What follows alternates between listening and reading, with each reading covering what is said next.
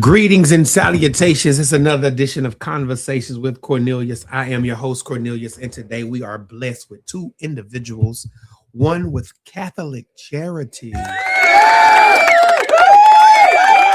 lovely Nicole Bailey. Nicole, good morning to you. Good morning. Nicole, I was taught those of insignificance always introduces the person of significance to the person that's insignificant. That's what I was told and taught. Oh man, see, you would have been too modest. The person that's not significant, first of all, introduces the people of significance to the person that's insignificant. That's what I was taught. Okay. I don't know if that was true. Could you introduce this individual to the viewing and listening audience today? Okay. This is Derek with AYES. Derek is going to be hosting a summer camp at the CE Magruder Family Resource Center this summer. We're very excited to have him here. This is their first year here. This is actually our first year doing multiple camps. So welcome to our pilot experience this summer. Thank you so much, Nicole, You're for the welcome. introduction. I'm happy to be here. And Derek said, throw the hooks up, baby. Get comfortable. There you go. yeah, Not Rosai. no, my name Derek Leonard, aka Socrates, 450 Spring 08, Hattiesburg, Mississippi grad chapter. Okay, Hattiesburg. Yes. Oh, Hattiesburg. Yes. Crooked letter eye. Yep. Humpback eye. Yeah. Okay, grad chapter. Yep. Okay. 7th district. Okay, but you ain't physical fifth. I can't talk about that right now. Yeah, but I've been up here long enough. I'm physical fifth now. Nicole's like, what are y'all I talking have about? no idea what you're talking It's all about. right. It's all good. Yeah, is she Delta material? What she look like to you? What she look like? What she look like? What she look To like? color, What she look Wow. like? it looking like what, like maybe a Zeta. Can you so cool? You down to earth? Really? Yeah. Okay. Something worth considering down the road. What's We'll that? see. Sororities. Okay. Would you That's do crossed Look, my she been mind. thinking about it too. Because I was approached about it once. I'm not going to tell you which one, but I was approached about it, but it just seemed like a Okay. lot of work at the time. I had a It lot did? going on. Mm-hmm. It was a lot. This wasn't the right time. It wasn't the right time, Mhm. but it's the time is now. No, this was like a little while ago. It wasn't the right time. It wasn't. I mean, I'm but busy. You all know because you see I me. know, in my but I don't- office. I don't know. I'll be honest. You're halfway there because you're so involved in the community. So that's a Listen. major function of being a part of sorority or fraternity. So you're pretty much in there. You're doing the work. We'll see. She does it well. Well, listen, summer camp, Nicole, for you, I know it's a lot. Derek has done it. How many years have you done it? This would be the 5th year. AYES is doing a summer program. What Okay. does that stand for? I didn't want to say it incorrectly. Okay, AYES stands for Aspiring Youth Enrichment Services. Aspiring Youth Enrichment Services. Gotcha. Yes, Gotcha. Wonderful. 5 years. 5 years we've been doing some program. It's been actually AYES has formed longer. It was started by founder LaDonna Harris, and I'm mistaken, 2015. Back in 2015. Okay. Cool. Mhm. Now, here's y'all's connection. So you have to do research on people. Okay. She has some Alabama roots. Okay. Didn't know that, did you? Derek? Huntsville, Northern, Yeah, she told me that when we first met. Northern Alabama. Yeah, I know about Huntsville. Yeah. I mean, she told me a little about it, but you know, I'm saying she know I'm from Birmingham. 205. First. 205. Went to proud alumnus of the A.H. Parker High School. A.H. Parker. A.H. Parker. That's all you got to say. A.H. Don't even got to finish it, huh? Just say A.H. Oh yeah, most definitely. Listen, and you know, Nicole's New York by bred and birth. Yeah. Mhm. Birth in New York, right? Yes. Birth and bred. So Yeah. we've baptized her in Southern. Okay. Southern player, listen. I gotta ask her one question though. What ask Okay. her? Okay. What type of tea you like? Sweet, unsweet? See how- Always sweet. okay, you can baptize her right then. Yeah, she Now, can you know my baptize. parents are from the South. but they were raised in New York. He She says that keeps doesn't throwing- count. That doesn't But it's count. true. They Yo. were raised. My parents and Okay. all my other family, a lot of family are still in the South. North Carolina, New Bern, North Carolina, Okay. Clarksdale, Mississippi, and then parts of Georgia, but I don't remember which part of Georgia. Okay. Cool. Mhm. That's pretty cool. Give me So- something. What? Dude, give me something. Oakwood. Yeah, but that was just for school. But that's my still Southern. Family That's still Southern though. originated from You the you South. had to pick up some of our ways. Most of the people there weren't from the South. It was y'all wasn't. No. Hmm. Just like when I lived in California, most of my friends there were not from California. They just moved out there for school. Mm. Interesting. Just like a lot of people here are not from Nashville. Who? When I go to y'all when I ain't go from to here. a lot of community We are meetings, from there here. are not a lot of people from Okay. Nashville in the room. I wouldn't say that. She is right about that. It's a lot of it's like okay, you're not from Nashville. Right. I'm right. more from Nashville than a lot of people because I originally came here in to go to Tennessee State. So say that slower. You came here to do what? to yeah. go to the The John Tennessee Merritt State. Boulevard. G500. John Merritt Boulevard, Nashville, Tennessee. 37209. Yes, I did.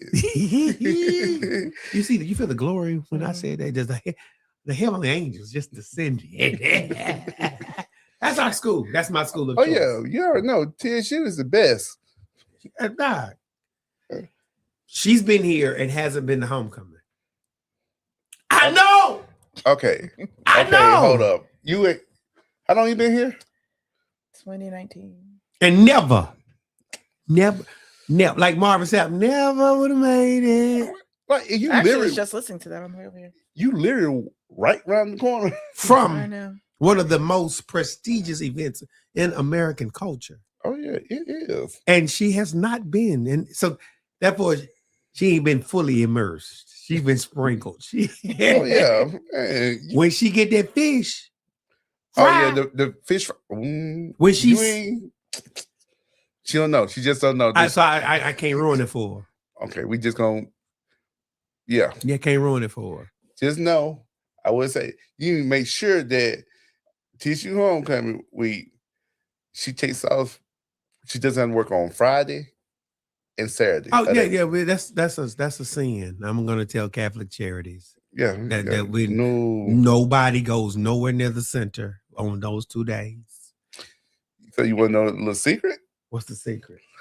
Okay, so you know Metro schools, right? It's always out on homecoming. But it wasn't always No, until they were like Fall Oh. break needs to fall on TSU homecoming. until they were like so we have an awful lot of call outs.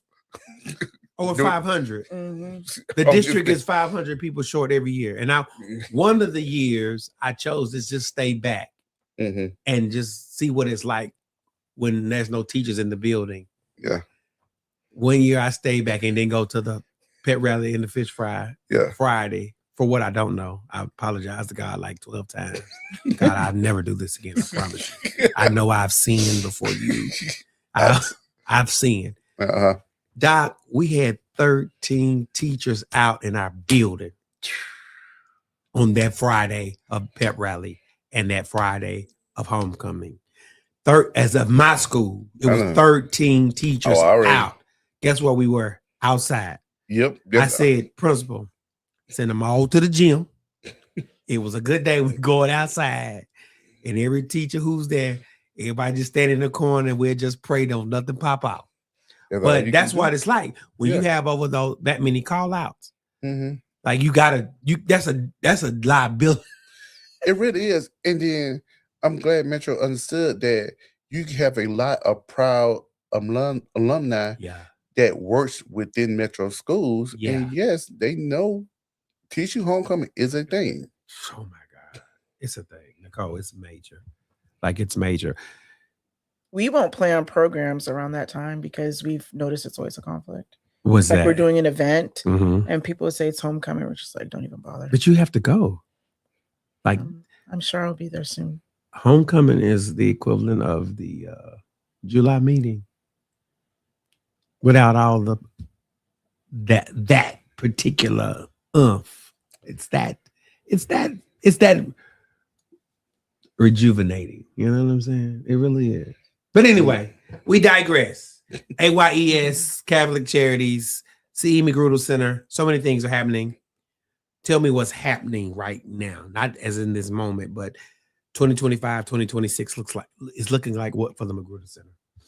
Right now, it's looking like innovation and growth. So, as many people know, we just came on the other side of a renovation. And so now we're just getting back into the swing of things, bringing in new partners like AYES, trying to figure out alignment within our center with the partners that are co-locating, and then trying to figure out what external partners can align as well. There are a lot of people that are trying to get into the center.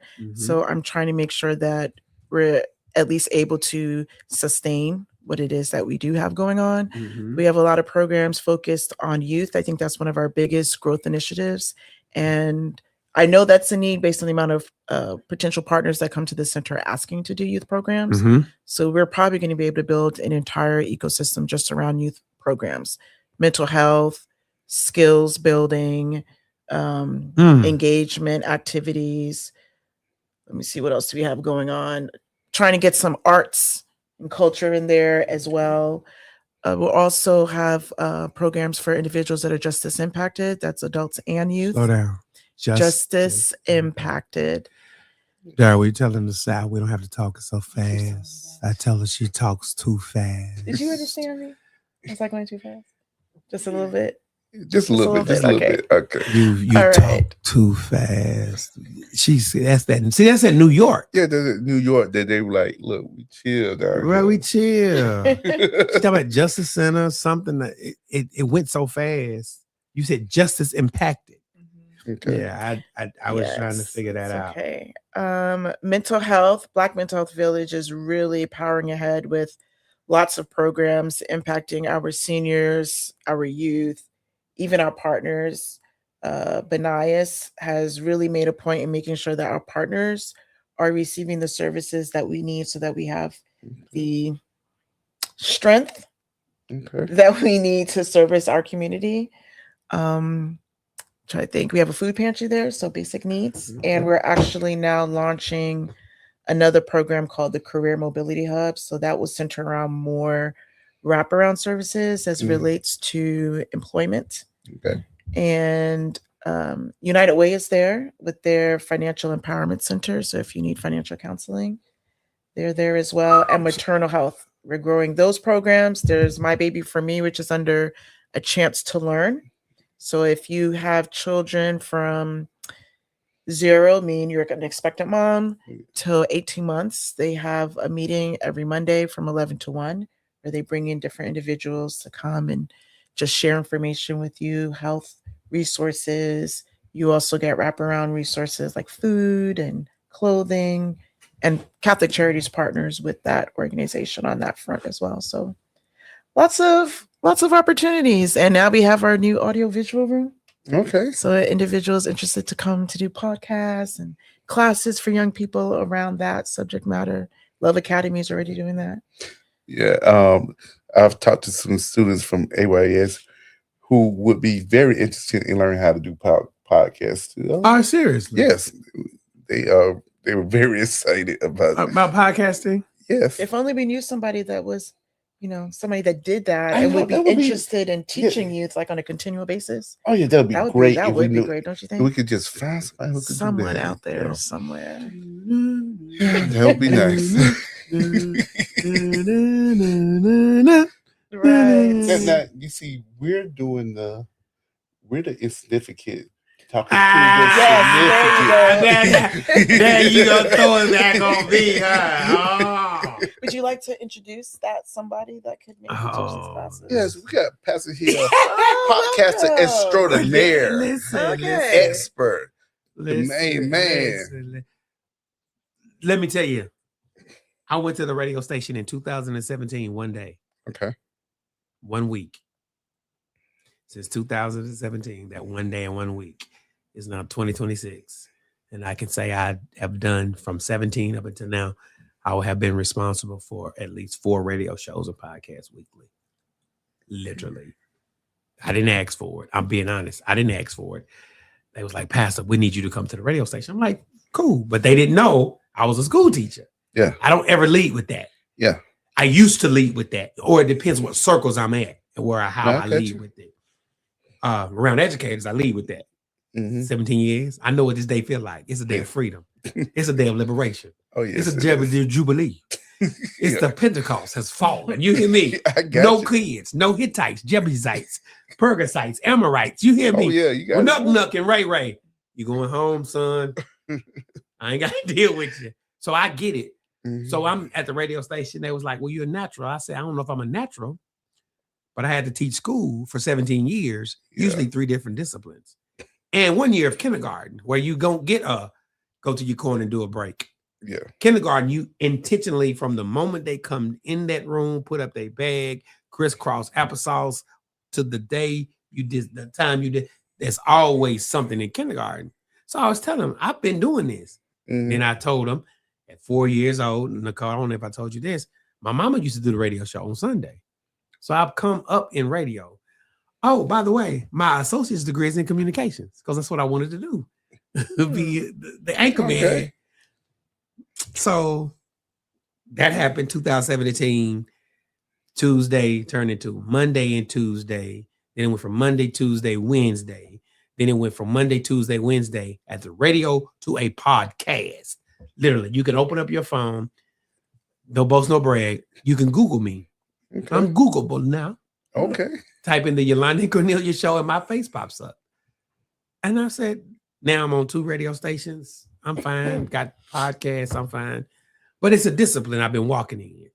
A lot of people say they want it until we cut that light on. Yeah. You're right about we want a podcast. And like Nicole, like you said, I said, let's go live right now. Okay. Because I got an app right now. I mean, the audio will be different as I put out my phone. There we go.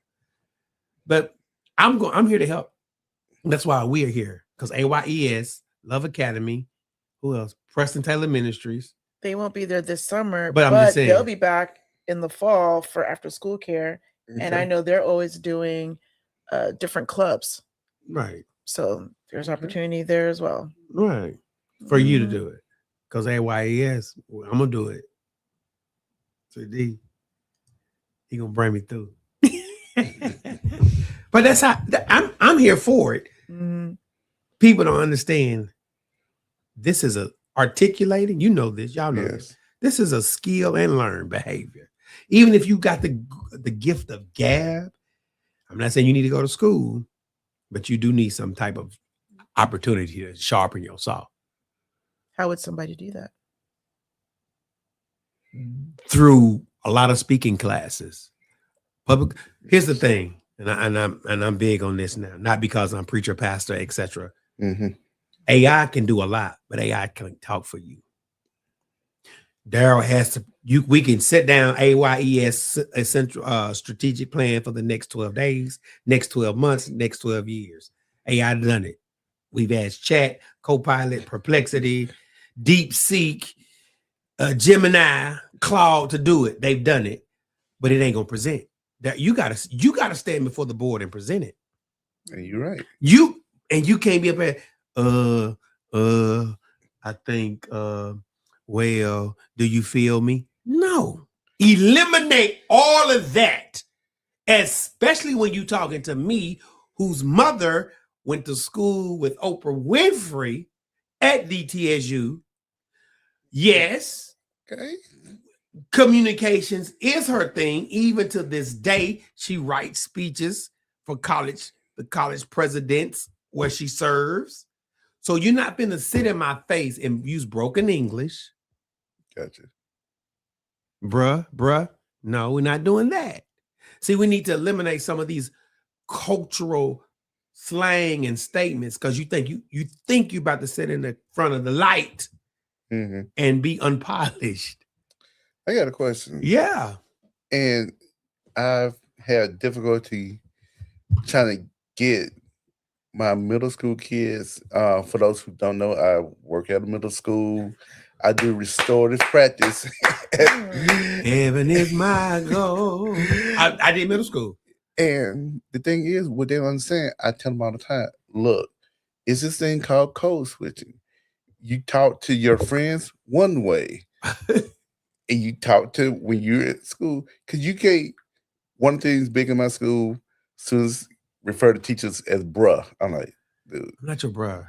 yeah, and they not understanding because in their head, they feel like they're not being themselves. No, what I tell them is, look, in this society, you got to kind of sometimes change up some things depending on which circle you're in, like you just mentioned before. But circles is important because if they're around other people that are talking the same way, and that includes adults, they're not going to know any different. You see what I mean? Like I was telling him the other day, my mom would stop me mid-sentence to correct what I said that was not correct. That was bad grammar just now, but you understand what I'm saying? No, I get you. To the point that I wouldn't want to keep talking. I don't understand what you're saying. What did you just say? My mother would interrupt me mid-sentence. Correct. To correct my grammar. Correct. Consistently. So in the middle of a story, sometimes I was just like, I don't want to talk about this anymore. Like, it's okay. But remember, now, what do you do for a living? You offer a service. You offer a space. You are connecting AYES, Love Academy, PTM, Pathways Kitchen, Black Mental Health, Seniors on the Move. Mm-hmm. You touch every day at least 8 organizations. Yes, my wonderful open door policy. Yes. And guess what? Yes. If you did not have that discipline, how effective would your building facility be? Like, that position doesn't require a whole lot of broken English. It requires somebody. I didn't say color. I said it requires somebody who understands code switching if you have to switch. I told them this, D. You should tell them. I said, y'all listen to Lil Wayne, Webby. You know, I'm out the loop. I don't. Yeah. I said, when them guys sit down to do contrast, they don't talk like they rap. They don't talk that way. They use right prepositional phrases altogether because the language of cash is a different language. I said, and when you sit down and when they have conversations with mainstream America, they talk a different way. And we miss that, but we have to keep that before them. It's not that I'm baptizing you into the mainstream, but you just need to know the skill to communicate and listen. Because now I don't want to go into this, but I need to. You just said it. In the event the community that you're around has taught you to communicate, that means listening as well. You don't even listen the way you need to listen when you get into the mainstream culture. You don't even listen the way you need to listen. And that's a skill. So at AYES, in the event I have a space to come in and just, let's talk about the 5 levels of listening. What's that, Mr. Hill? What's that, Mr. D? The first level of listening is ignoring. I was just teaching it to some teenagers Sunday in Sunday school. The next level of listening is pretending. And I said, how many of y'all do that on a daily basis? When your teacher corrects you or is trying to redirect you, you're pretending. You have started at 13 and you think for 5 years, for 5 hours a day, at 5 years, 5 hours a day for 10 months, you think you're going to turn that switch off when you're in front of an employer trying to get a job, and for the last 5 years, 5 hours a day for 10 months, you've been pretending? You think you're going to walk into a job that could possibly be your bread and butter, and you think you're going to just turn that off? Oh, Pastor Hill, you ain't got to bring it. No, I'm bringing it to you for real. Because you have practiced from 7th grade to 12th grade to be the great pretender. That's a communication skill. That's listening. So when you get in front of the NIL deal. Yes. When you get in front of, let's just say Krispy Kreme, you the track athlete, you the star, you the basketball, and they want to bless you because of who you are, but you've been pretending. You might be a great athlete, a great ballerina, whatever, but because you have disconnected this skill that you should have learned or learned it through a certain culture, you're gonna miss out. That's why AYES is so important now, because now Mr. D gonna show y'all when when the camels come, Southern talk, when the eagle lands, yes, you gonna miss out because you're not a listener, because you've been pretending, and that's the second level of listening. I got 3 others. I'm not gonna talk about it, but people don't know. You need to learn that skill in the 5th grade. I was just about to ask you about that. Do you think they should teach public speaking? We did an entrepreneurship camp, and I really wanted to put public speaking for a week. Each week, was a different theme, but I felt that it was very important for our kids to learn how to speak. I didn't take public speaking until I was in college, and it was only one class that I had to take. I'll be honest with you. Yes, they do. You see? And I thought it was I remember I took it public speaking one time, and I took it in my senior year in high school. And it's funny that these kids will get out in class, get down the hallway, but when you get a mic in front of and that light on, it's like, don't go mute now. I tell them, don't go mute now. Man. We live on YouTube. I know. People can comment, engage. Yes, you're right. It's like you talk about it. When Mr. Hill pull up, y'all, he go pull out his phone. He go pull up the app. It's right here. He gonna say start. Let's go. Now, what is your story? Your story is to be sold and told. Tell me your story. That's podcasting 101. Not 101, 001 first. What is your story? But that is intimidating too, though. Because one time we were in my office and I was just talking to him and him. I don't have a name. Talking to Pastor Hill. Cornelius, Doctor, Reverend, the Right Reverend, Vice President, Dean, Vice Moderator. Can you give me some more attributes? I think you're just giving them all yourself. But no. But yes, so we were talking with his cousin, and I was talking about myself. Yeah. And I think you said something along the lines of like, you should share this story or just talk about it. And he's like, pulled out his camera. I'm like, I don't want to do that. That is very intimidating to get in front of the camera and talk about yourself. Now, if you prepare for it, maybe. I think that's different than just communicating in general. Right. Extemporaneous. That's the word we use. Extemporaneous. Yeah. But right. What's your story? You can tell him, D, when he'll get up here and cut that light on. Yeah. That light for real. It's in your eyes. Yeah, Don't be talking about, no, I need to know on January the 13th, when you got to write up. Yep. In 3rd block, I need to know what you were thinking, what you were feeling, and what made you made that choice. I need to know that. Because you need to share. And in your restorative practices next year, you can share with your supervising principals. Listen, when they come to me, one of the things we want to work on to restore them is how do they communicate? How are they listening? How are they listening? I don't know. Did you watch Charlie Brown growing up as a child sometime? But I wouldn't remember details about it. Well, this is the one detail you remember. And I didn't ever watch it with neither one of y'all. What did his teacher sound like? See? You remember the teacher? Oh, Lord. Yeah, she may be a little bit too young. Yeah. No, I just don't remember so long. The teacher said, all she would want. We never understood what the teacher was saying. Never. Yes, I can't remember the name, but Charlie Brown would say, yes, children. Mr. Man, what are you hearing? You know what I'm saying? What are you listening? Are you being selective in your list? You only hear me say what?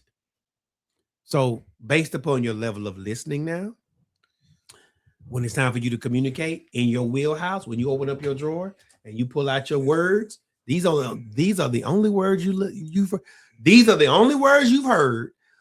And sometimes this is a very offensive language. Oh yeah. So you don't even know how to communicate respectfully. The first word out of your mouth, bruh. I'm not your bruh. I want to say some many things on I'm that. not your bruh. Because here's the thing. And on one hand, like you said, like some of these kids, they really don't know how to communicate. Because they'll take me to a situation, I said, And it's okay. so you don't feel like, think about it, what you just said, that's going to come off as very disrespectful to that teacher. And they'll sit back and think with it. And I kind of explained to them like how it can. They're like, oh, because in their mind, they don't view it as being disrespectful. Like I know a kid right now, we'll see him over the summer. He get in trouble, do something. He can be, man, while I teach it, and that's communication. And now that's all communication. Teachers don't understand. They gonna view that as highly disrespectful. Now I know the kid enough to know. Look, he just expressing himself. Look, I know it's nothing. He just frustrated. So when we go back to my office, we call it the Peace Center. We go back. No, not the Peace Center. Yeah, we call it the Peace Center. One day you didn't come by. It's like I got the light set up, kind of dim, kind of real peaceful. And come in, and we'll have a one-on-one conversation. And I tell them, I'm like, now here's the thing. You can't come off like that, even though you're upset.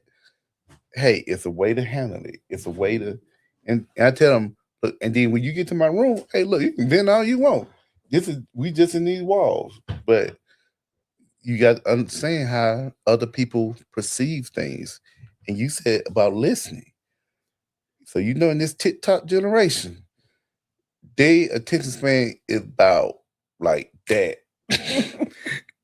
Yep. And I just be like, wow, and I'll be honest with you, being in education, I don't know the answer. See that? Who are you? Yeah, who are? And if you open it up, you go through, that's curriculum that we can use this summer. Like real talk. Like, okay, Nicole says, AYES listeners, she comes in. Miss Nicole's coming in at 10:37, and y'all need to just listen. Not talk. Listen. But I think the point that you just raised is important about the attention span. So for instance, if I don't make it to church on a particular week, right? Mm-hmm. I would typically have my children sit with me and watch a sermon on TV.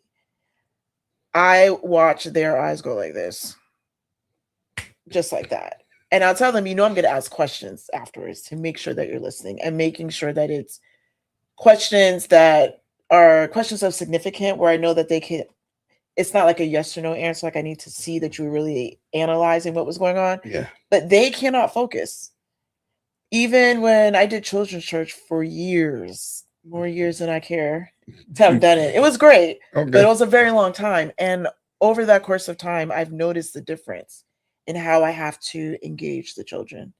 Oh, yes. And my sister is an educator, and she's mentioned it too. She's like, the kids today, as you would know, their attention span is much shorter than it was years ago. I think I started doing this like around either 2006, 2008, and just wrapped up in December of this last year doing it. And and even, I'm gonna be honest with you, and not just in the classroom, I also coach. Right, you coach. I coach football, wrestling, and track. And track, and just we be wrestling. I literally just showed them a move right before, and they're on the mat. I'm looking like, dude, literally, I just showed you this move less than 5 minutes ago. Like, not listening. Short-term memory. Not listening. So when the opportunity to reward success shows up in your life, because you look at those individuals on here, and this is their life being rewarded. Oh my God. But you don't understand the discipline behind the REEL, the real. See, you don't know. That might have taken 15 times to get that 8 seconds. Like a football. I Yeah. hate it. Coach, why do we have to run and practice the same play from August to October at the same time in practice, Monday through Thursday? Because they say it's muscle memory. Yes. You just do it without thinking. But again, that's a discipline. So when I cut that light on, Yeah. and I put these head because I can hear different. When I put these headphones on you, Yeah. and we go live, what are you ready to listen to? The conversation, and what are you willing to share? Because you got to listen to you. And if you have not been navigating emotionally, then again, wherever your emotions are, that's where your spirit is. You can never separate your emotions from your spirit. Never. That sounds like a whole nother conversation. That is. Oh, yeah.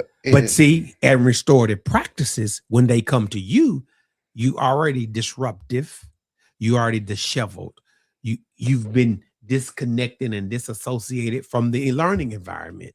So how do I restore you in my presence, in the peace center, to send you back? So possibly this won't happen again. That's a whole 3-4 hour. Man. But that's, you know what? You, that takes a summer academy yes. to keep you in good emotional disciplines. And in summer academy, I don't want my kid doing nothing. First of all, that's broken English.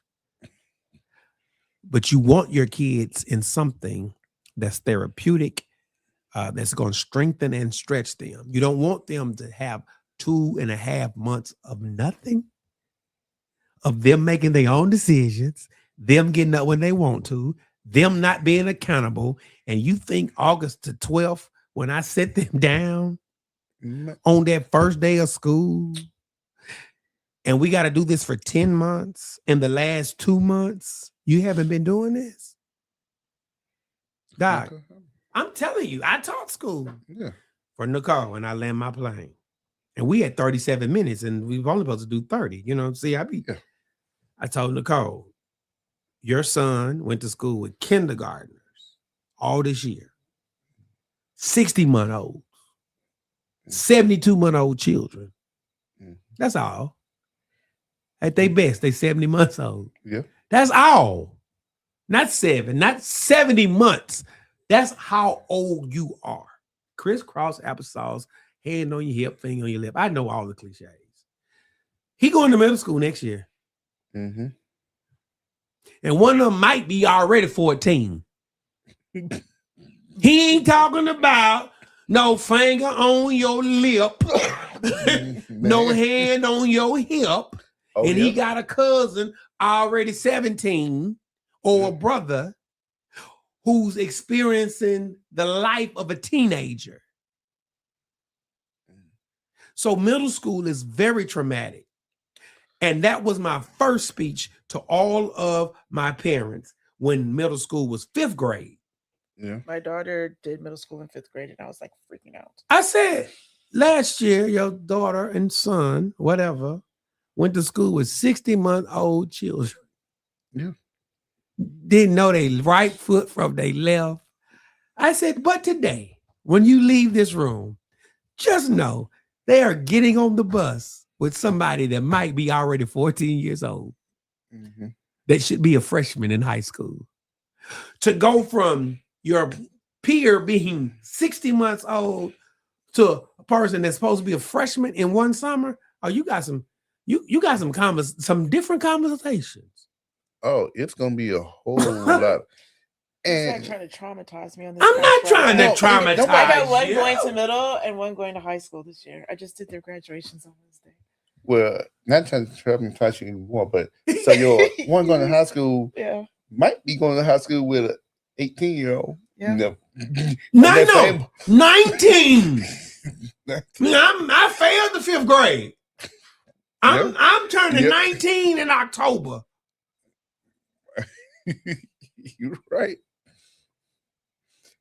I'm sure everybody sees the Yeah. You're on my face right now. No, but that's real, It like should Yeah, be it's all right. real. And she already had some friends because of band that were in high school. Now I would say this, in getting to your point. Well, I know at my middle school. Now it's Right. on different spectrums of kids. We got the kind of naive, naivete, naivete, innocence kids. right? And we got the kids that know some things. That's right. They know some things. Yep. They know some things. Yep. They listen. Know some things. Oh yeah. They From do. there. Yes. The And it's very interesting to see how dynamic. Yes, it is. It's very interesting. Very. When your child is arguing over Pokemon cards Mm-hmm. in elementary, love it. Middle school. I pray he stay Pokemonish forever. But know some things. Them Oh yeah. who ain't never had Pokemon and have to share and have to compete every morning Yes. just to get in showers, just to get a comb, just to get a toothbrush, toothpaste. It's a different child.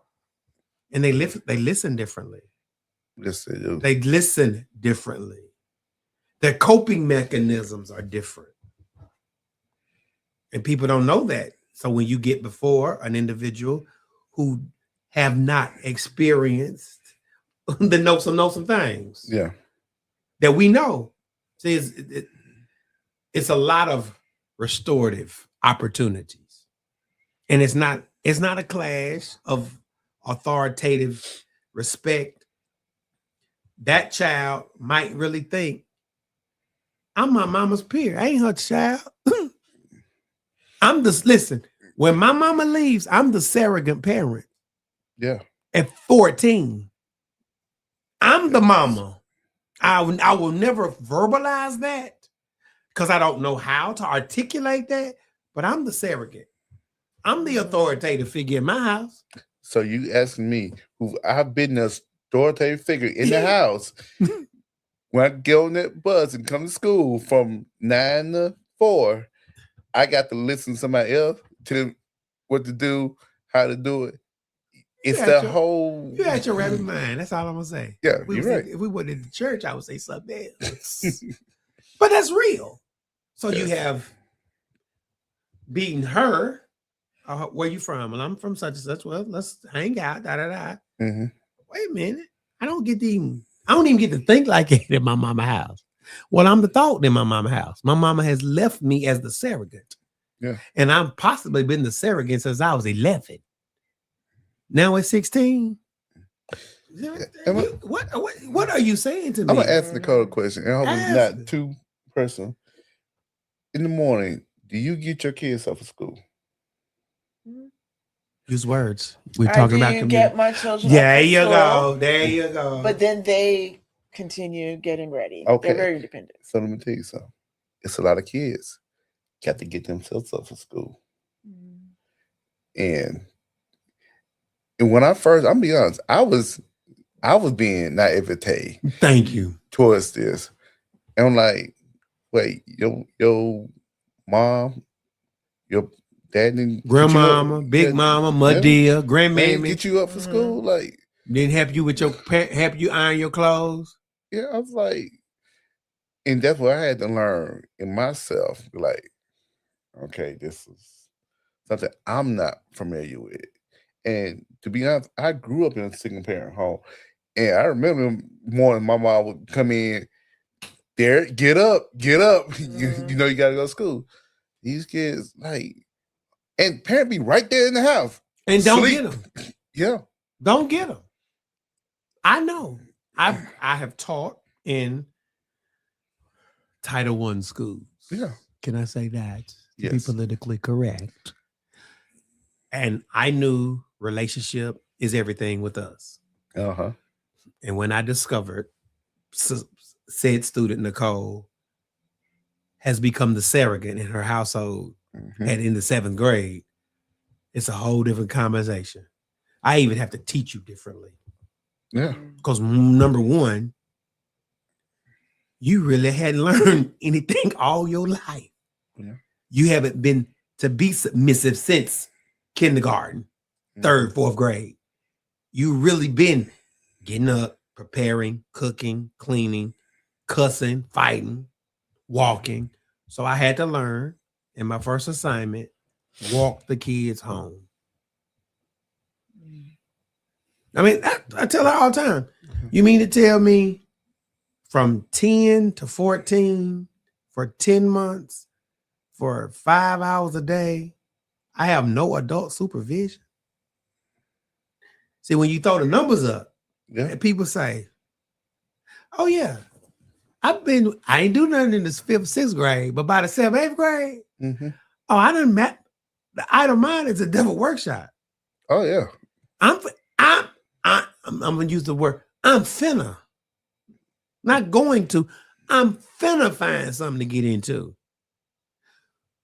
And when you have that student who has been the surrogate in a culture, teaching them is different. Do you all in education get training on things like that? Because you mentioned earlier, I don't remember all the details, but something you said stood out to me about the student that was reacting a certain way that would come across disrespectful to the teacher, right?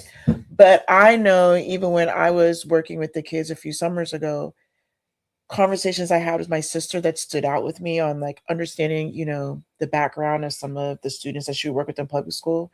And then I also did foster parenting training classes. And I remember some of the things that they used to say there.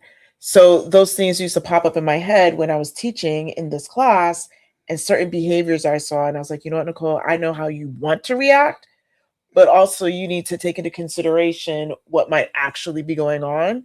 And so don't react on instinct, like how you're raised. This is just disrespectful. I'm just going to shut this down.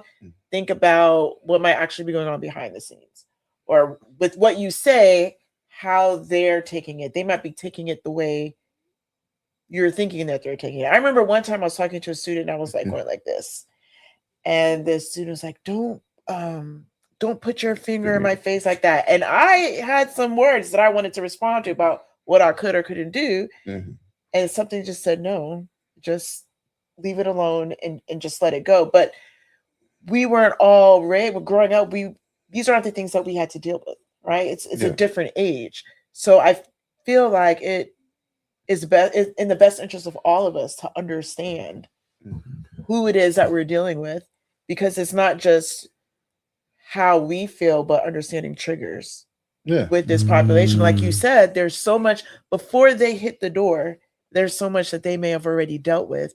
And we're trying to communicate to them the way we were taught to communicate. I'm the adult, you listen, children are seen, not heard, all that good Say that stuff. again. Children are seen and not heard. Children are seen and not heard. And in the event you heard, so this, you get knocked out. Yes.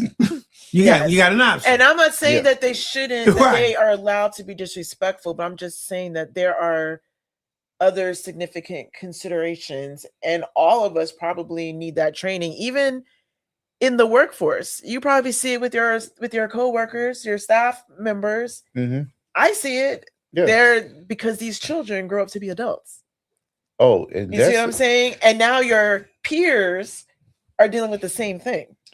So, no, yes, I do think everybody does need this training. And the thing about the training, yes, the schools, they provide the training and everything. But the thing is, when it's confronted in real life, are you going to remember that training? Or you're gonna default to your mechanism and your discipline. You default to your discipline. And you're right. All of that. What's all that about? I know what it's about, but all that gonna get you fired. And here's the thing, and you said about coworkers and stuff like that. So it was a study came out maybe not too long ago about how, quote unquote, employers about the workforce that's currently like 18 to 25. They're not ready to work. Yes. And They I don't wanna got go to a work. good friend who works at the Tennessee State. 3500 John Mary Boulevard, Nashville, Tennessee, 37209. I can say that fast because I can. And he was talking Now. about the kids, the college kids that's up there, and everything he's saying. I said, "Yeah, I could tell. I saw that. Yep, You taught them. Yeah, That was the kids I taught. yeah." I was like, "Yep." Well, so y'all getting it down the line. That's Like, right. And y'all getting the adult behavior.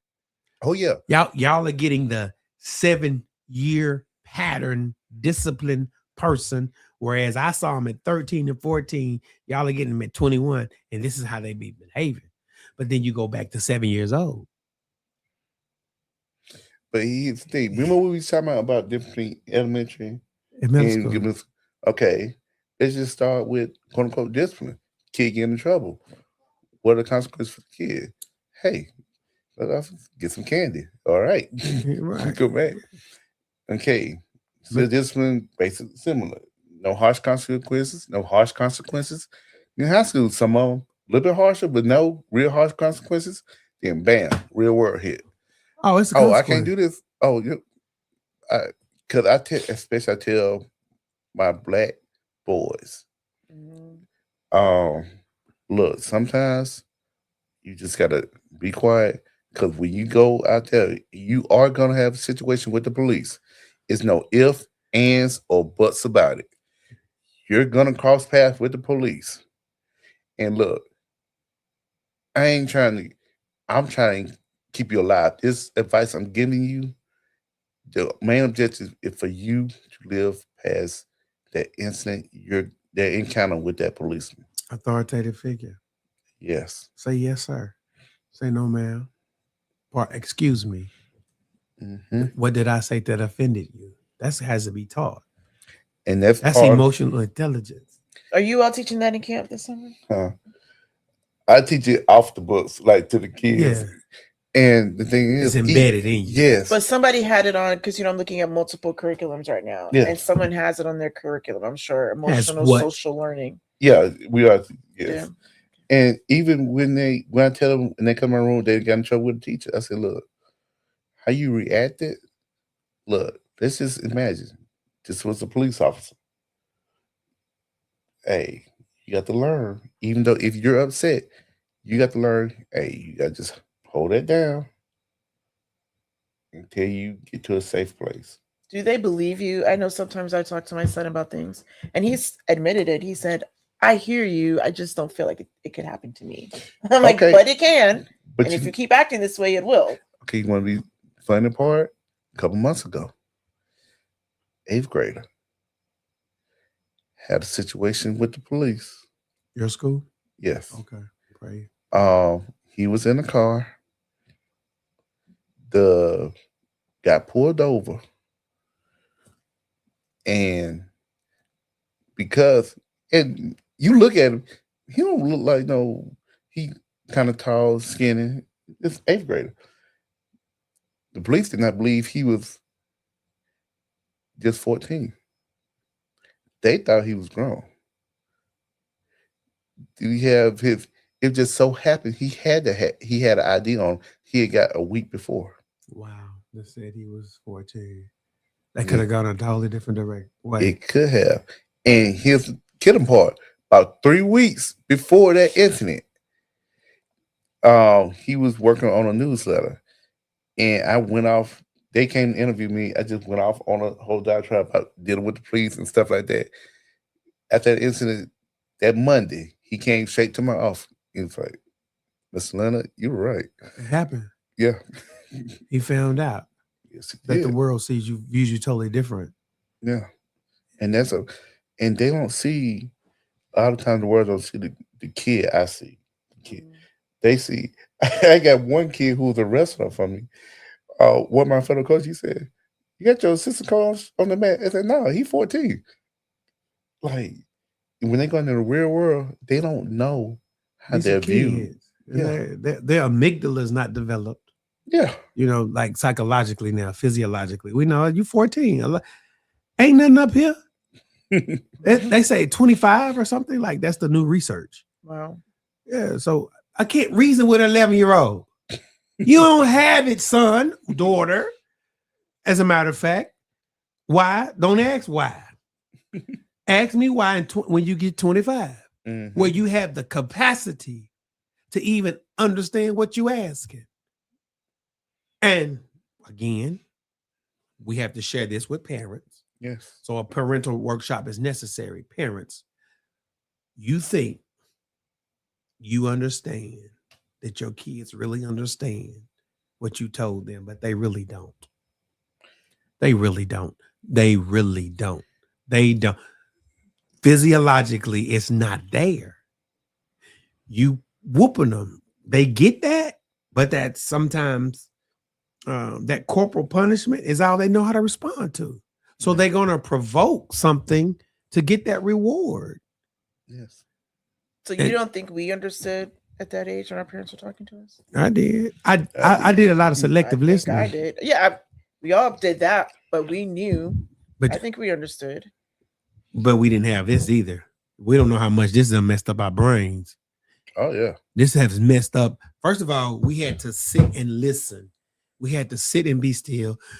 We had to sit and wait to get on the phone, right? If you had a multiple house, your phone time was from 6:15 to 7. You know what I mean? You had to wait patiently on the process. Oh, yeah. You had to wait. It wasn't no instance, nothing. You had to get picked on the playground to play a certain sport.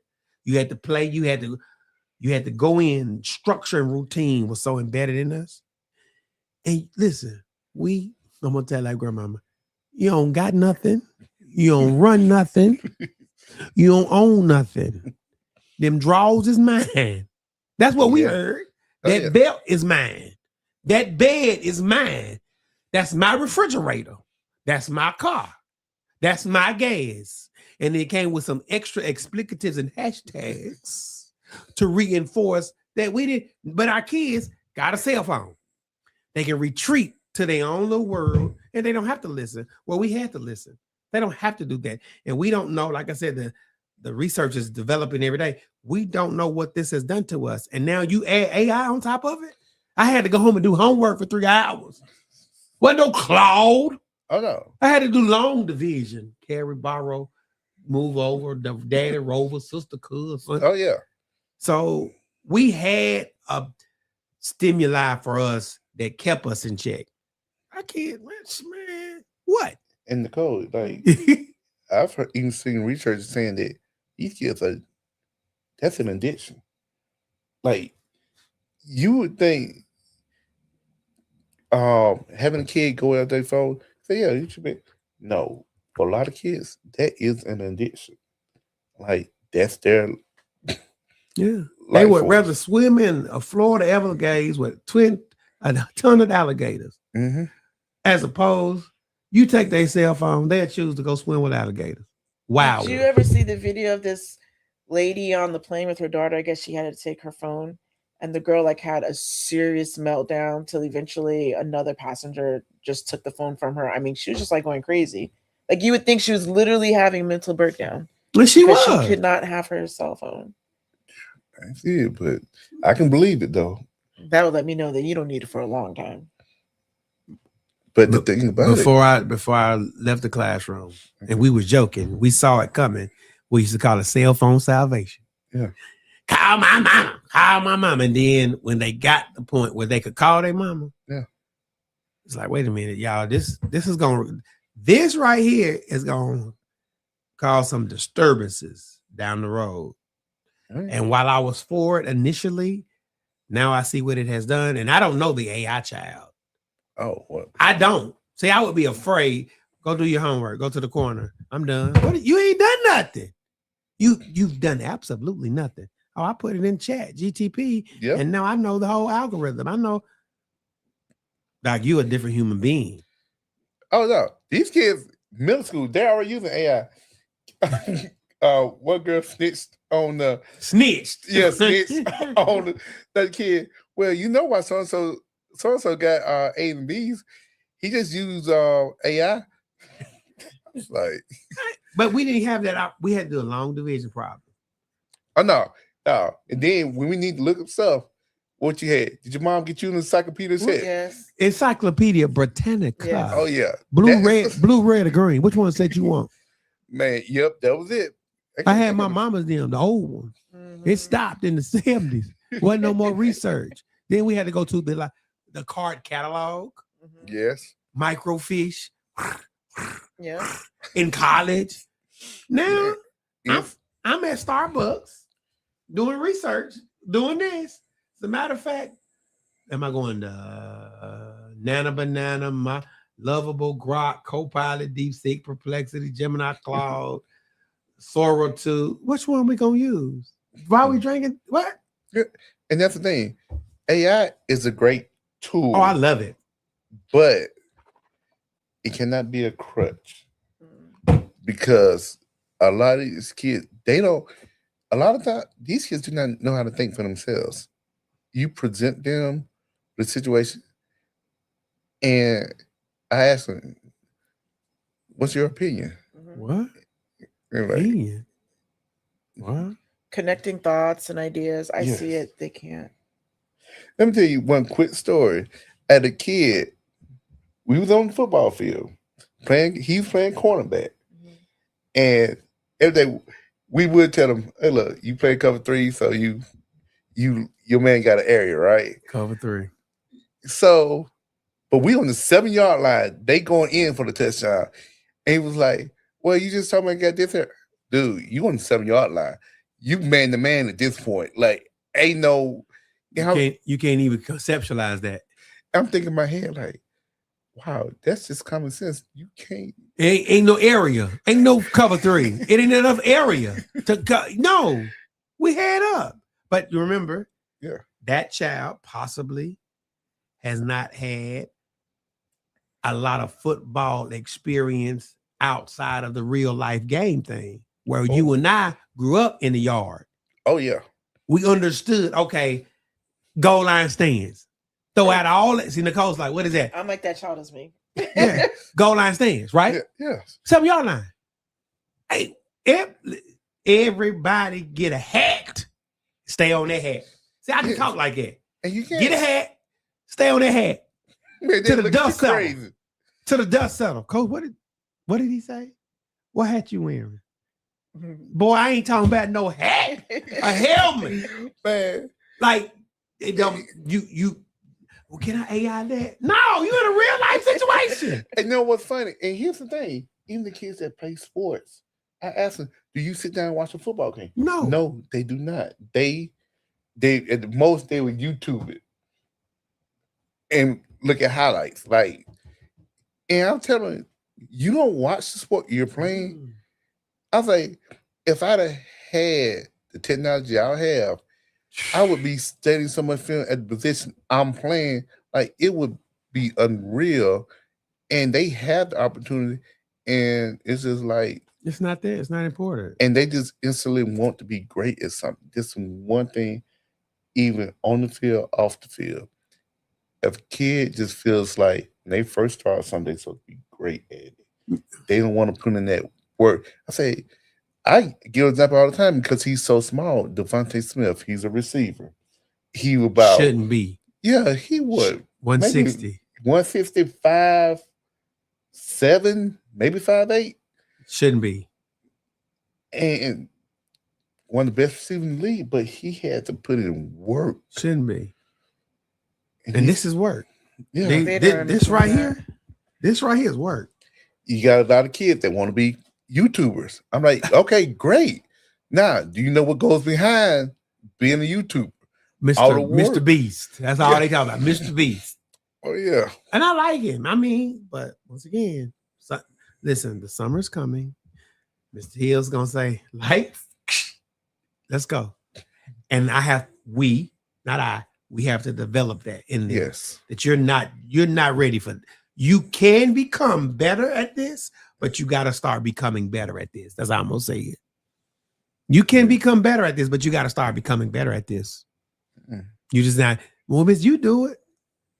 I'm 30 years in. Yeah. Literally, you looking at me 30 years into this. It wasn't called podcasting. It was called burning. We were growing up, right? Yeah. Saying don't go burn on each other. That's June. Now I'm almost 35 years in, sitting on the bus arguing about Patrick Ewing, Michael Jordan, New York Knicks versus Chicago Bulls. Oh yeah. We going back and forth. We didn't have all this. We going back and forth. Now I'm 35 years at communicating my thoughts. Yes. So now, an hour podcast, which we are at, it's not a problem for me. I got you. But you're 14. Remember, you're just 14. The last time I checked, 12 times 12 was just 144. That's all you are, 144 months old at 12. Yeah. Add 24 more to that. That's all you are. Are you ready to code switch? Yes. And turn that on emotionally? No, your stuff up here is not developed properly yet. That's why you got to be so expressive and you default to that negative emotion because that's all you know. Emotionally, you're 7 years old. And that's something we have to tell them. That's why I gave you that book, just in case you need a resource this summer to help. You. Listen, I got to work on y'all's emotions. Why? Because there's somebody who's going to reward you. You're going to have to sit before Nicole Bailey one day, and you're going to have a great opportunity to provide a service, but Nicole is going to tell you no because you didn't look at her in her eye. You held your head down the whole interview. Do you feel me? Bruh, that's all she heard you say. And she got a whole space for you to provide your service. But you did not excel in that space. What were the reasons? Because at 14, 15, 16, 17, 18, that's all you done. You know what? They're gonna be like, hey, Nicole, she one of them. No, she black on the outside, white on the inside. No.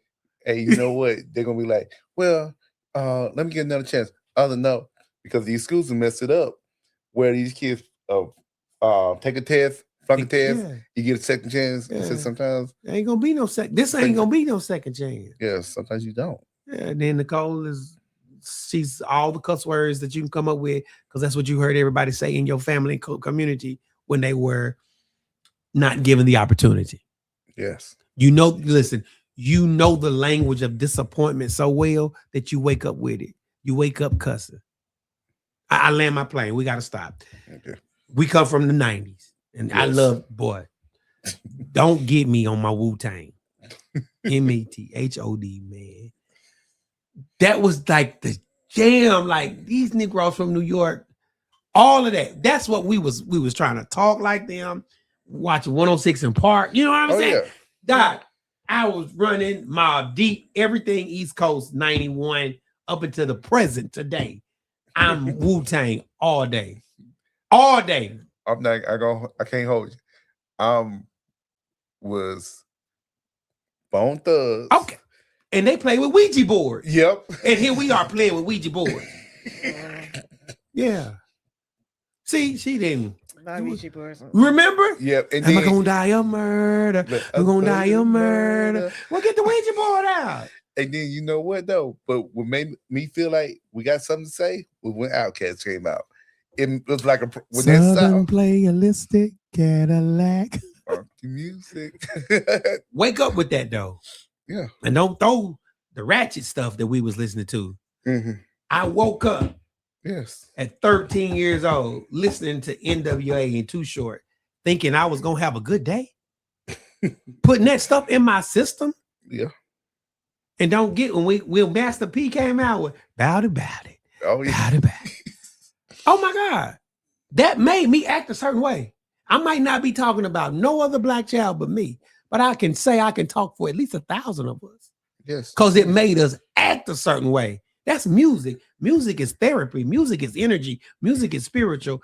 I have been listening to, let's just say, I use Nicole's words, music full of lasciviousness and concupiscence all day.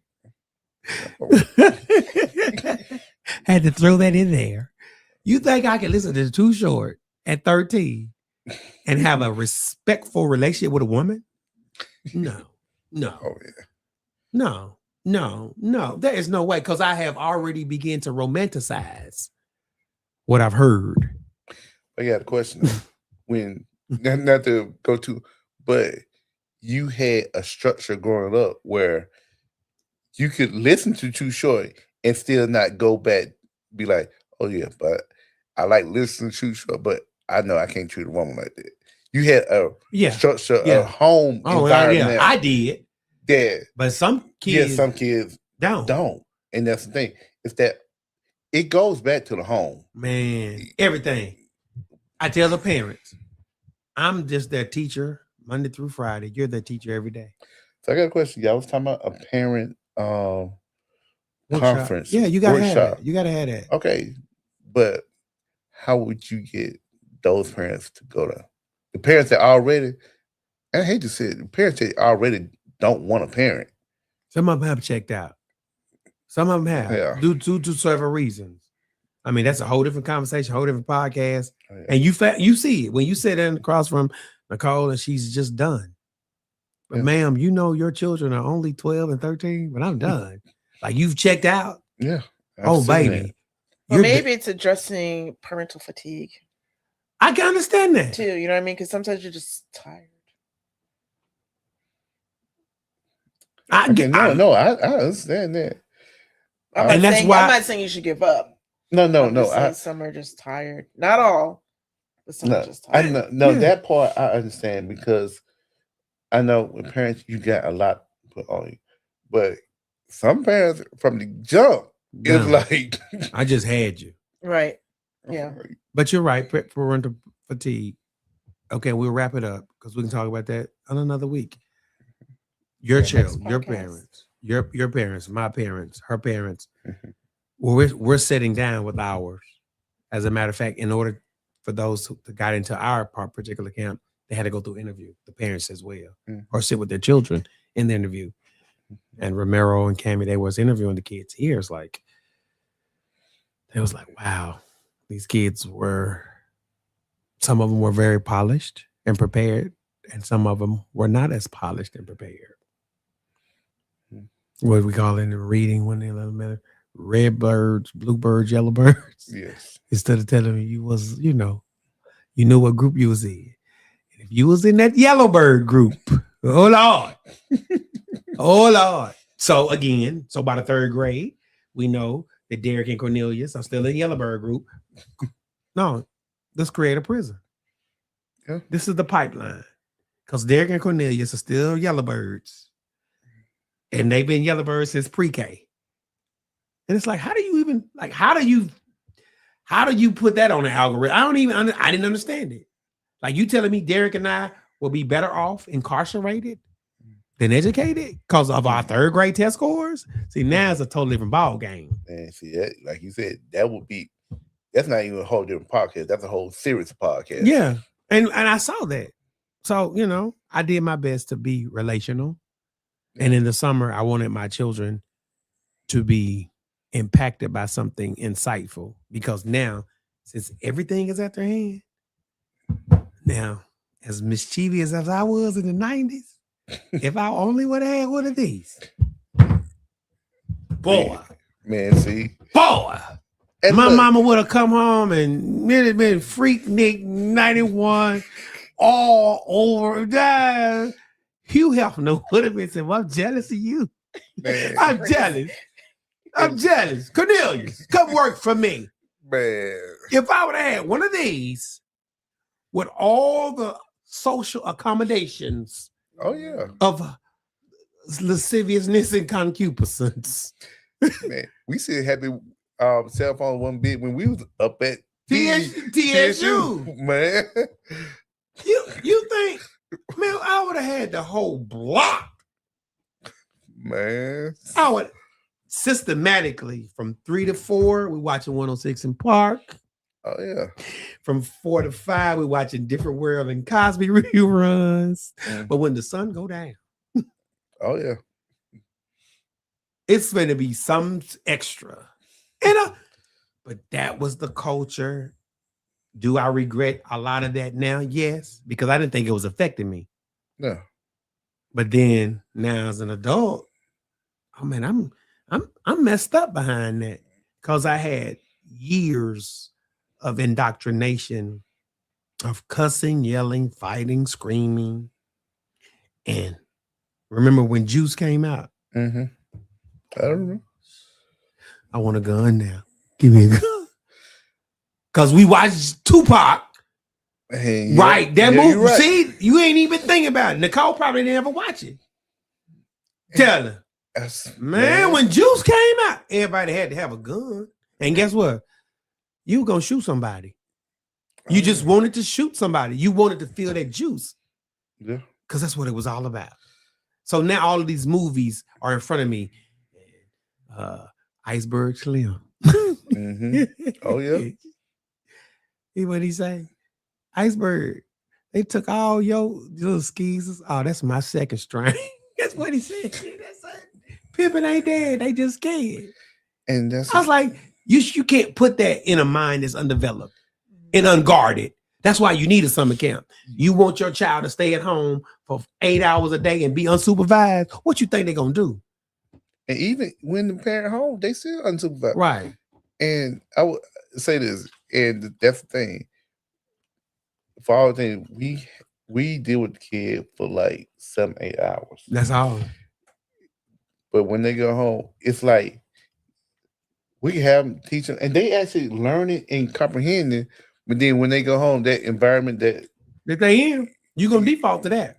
Yeah, and luckily I had a great grandmama, a grandmama, and a mama, and I had a village. You know what I'm saying? So I was accountable. Mm-hmm. Yeah, and that's the thing. Sometimes I'll be honest with you, speaking for myself, it gets hard. You feel like you fighting a losing battle. But that's why we got AYES. Yeah. That's why we got PTM. That's why we got Love Academy. That's why we got Walking in Purpose. So our parents who are fatigued can understand summer camps are not their enemy. So stop telling them. Yeah. I can't wait to get you to summer camp. You know, we're partnering with you as a parent to ensure that your child becomes the best version of themselves. I don't know. Like I said, I don't know your vision and mission statement, but hey, we're walking in purpose. After this summer, after next summer, well, guess what? I want to be an astronaut. Okay, you can be one. You know what I'm saying? I want to do something else other than just sit around and cuss all day. Fight, scream, kick, and yell. Because once you do something enough times, I don't care what it is, good or bad, you become good at it. You have become good at this. You have become real. You've become an expert. And we're done. We're done because we can talk. Now the movie's out about a booster. Yes.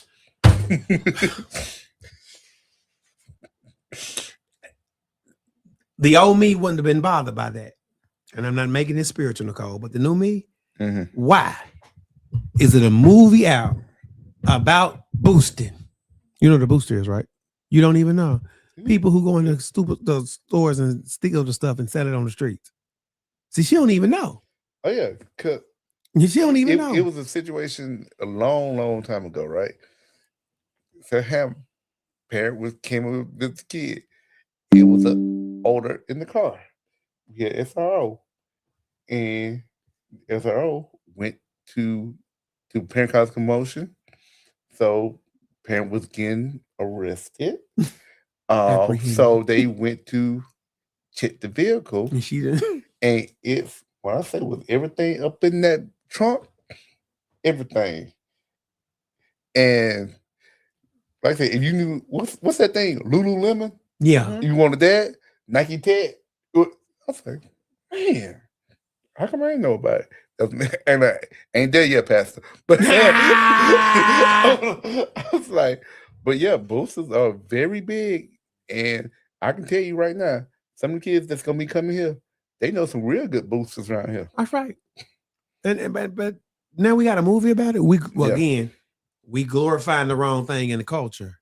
We are. All of my music in the 90s. Mm-hmm. I remember growing up, you would find something, or somebody would find something, you'd say, "Where'd you get that?" They're just like, "It fell off the back of a truck."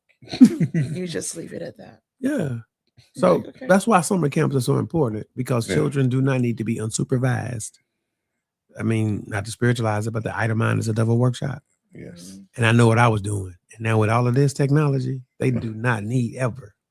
You need somebody to help you with the context of this, even using it. Mm-hmm.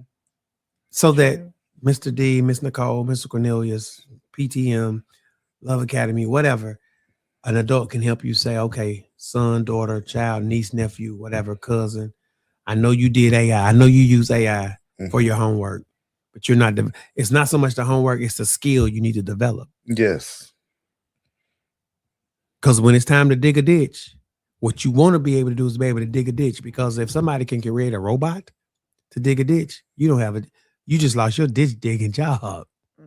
You just lost it. Now you lost your self-worth, your self-confidence. You lost connectivity. You lost achievement. You lost connection. You don't even know what you've lost. So that's why I'm big on summer camp, summer academies, just to give them the skills that they need. Remember, we were not competing with the Chinese, the Japanese, Taiwanese. We were just competing with Nicole in New York. Yes. When we was in school, okay, the kids from up north, it's a global market now. Yes, it is. And our kids, they globe is they 5 blocks. You know what's funny? You know what's, you used to think basketball was ours. It's even a global market with basketball. Every sport. Yeah, every sport. Yeah, it was ours. Yeah. But then Ginobili, you know what I'm saying? You just started with Ginobili, Tony Parker. Now you had Giannis, Jokic, Wembanyama, like Shea Gillis. They ain't from New York. They ain't from Rucker Park. No, remember what I'm saying? They ain't from up north, and they ain't even American. And to be an NBA player, tell a 5th grader now, I'm going to the NBA. I said, good. That means you're the best 50 players in the world. Not Tennessee, not New York, not the South, in the world now. When it was just regional, in the world. If you're going to the league, I pray you go, but you're the best, let's say 130 basketball players in the world. Not on your block. So I need to get you thinking at 10 years old, this is what it is, buddy. And trust me, this right here, it has changed the way this changed us, but AI has really changed us. Oh, yeah. Oh, I'll snatch a kid up right now and throw him across the room. You ain't doing your homework? Boy, do you not know how many write-offs I had to do? Remember them days? Yes. Do you not know? I will not talk while the teacher is talking. 150 times. And you, man, what? So it's just a different world, but summer academies are very important. That's why I gave you that resource, and we'll look at it when we stop. But we have to teach a different way. We have to teach a different kid. We have to partner together because, again, it takes a village. And I guess the Macrota Center is a village, right? It's a huge village. Is it? Yes. What's the address? 2013 25th Avenue North, Nashville, Tennessee, 3720. Hey, you have to say it all.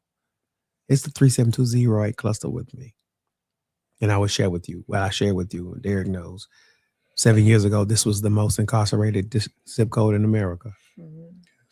That's one of the first things I was taught when I moved here. Yeah, it's like, no, man. What? The most incarcerated zip code with 3 African-American institutions. Yes. 3,500. Harry and Fisk. What happened to the relationship? It's so many kids, but you're going to discover, even with our teenagers, that's going to be happening with the kids. So many kids who live in Nashville. You don't even know. Never been up to Tennessee State. Ain't that something? Harry and Fisk, right here. Never visit the campus. They really don't know about Fisk and Meharry, being honest with you. So this is where we as community members, partners, something I want to make sure we're doing at the center, create exposure for our kids, because exposure is really important. My children get upset sometimes when I say, I want to sign you up for this or sign you up for that. I had to sit down with my son the other day and tell him, look, there are a lot of people that don't have the opportunity to be exposed to things. Then when there comes a time in life where you have to make decisions, you're not making an informed decision. I'm Mm. exposing you to different things. So when you have to make decisions, you can say, I know I don't want to do that because I had the opportunity to try it out. Versus I'm just guessing based on the information put in front of me. And that's one of the things we're going to be doing at AYES this summer. I know we're visiting Alabama A&M, Go Bulldogs. and Not TSU. we're not going to visit TSU because we have visited TSU before in the past, and we're trying to give them more. Yeah. more Go to exposure. Oakwood. Ain't Oakwood is in Huntsville? And I think we may be Only 2 hours visiting away. either Austin P or Western Kentucky. That's good. At least go somewhere. Yeah. Even if just walking the campus. they Yeah. can see. And you know what? Honestly, it may one day I may just say, hey, on this day we're gonna go visit TSU. Yeah. Just- We got time. Yeah, TSU's because home. we just up the street. Like, Yeah, it's home. Right. We're gonna meet at TSU, the whole camp. yes. Yeah. Well, listen, y'all, we're not out of talk, but we are out of time. And they don't know Okay. this, but it's been 1 hour and 25 minutes and 46 seconds. Oh, okay. It's like, what? But see, it's engaging. Yes. They know. I'm expecting at least this. Last say from you, Nicole. Last say. Nothing. Not really. I think we said it all. I'm looking forward to partnering with AYES, all the other different camps. Please feel free to stop by the center if you want to get more information. There are a lot of flyers out there in the lobby. Okay. And we're looking forward to having more impact for our youth this year. Right. And they can go back and watch this podcast and say, oh, Mr. D was on the podcast for real. Yeah. Yeah. And you can tell them. And that one of their activities is we're gonna use chat, Claude, DeepSeek, one of them, and make them do an activity with this podcast. Teach them listening skills. Yes. What did you listen? What did you hear? Mhm. It was great reflection. Then y'all have to talk about it. So the first podcast will be them podcasting off this podcast. Okay. See how it works? Yes. We all in this together. D, you got something you want to say? Other than throwing the hooks up? You gonna throw the hooks up? Tell them where the next barbecue is? Huh? See, yes, and I'm always proud to represent the great organization of Omega Psi Phi Omega Fraternity. Man. You're an Omega Man. Yes, incorporate the wholesome Omega Psi Phi Fraternity Incorporated. All right. Nicole, I know thank you. I know You're some cute welcome. dogs. See, we talking about Omega Men right now. Right. We talking about Omega Men right I now. love the cues. I love the cues. And thank you for having us this summer. You're welcome.